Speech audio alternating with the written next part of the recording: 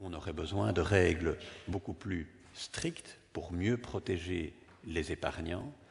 On peut faire tout ça sans en rien contrevenir aux règles européennes. C'est assez marrant qu'on trouve que, et on utilise le terme de produits toxiques dans la finance, et lorsque on parle par exemple de l'alimentation, on trouve tout à fait normal d'interdire à la vente les produits toxiques.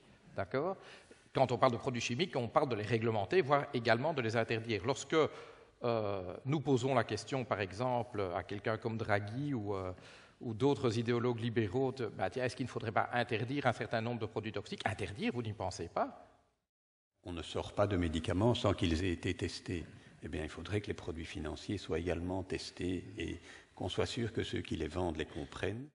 Een eerste stap en een noodzakelijke stap zou erin bestaan dat deposito's beter beschermd zijn, onder andere via een verbod aan banken van de kredieten die zij met die deposito's gemaakt hebben, of de obligaties die ze gekocht hebben, nog in pand te geven om hun verdere speculatieve activiteiten te ontwikkelen.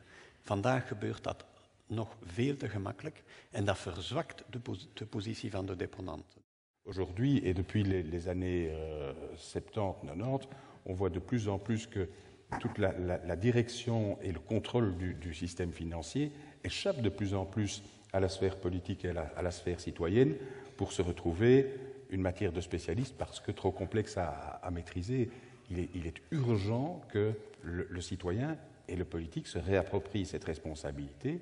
Et si ce n'est pas possible de par une trop grande complexité de la matière, il faut simplifier la matière parce que l'essence de la banque, c'est de rassembler les économies excédentaires du public et des entreprises pour les réinjecter dans des projets et dans des crédits qui ont une valeur ajoutée pour notre société.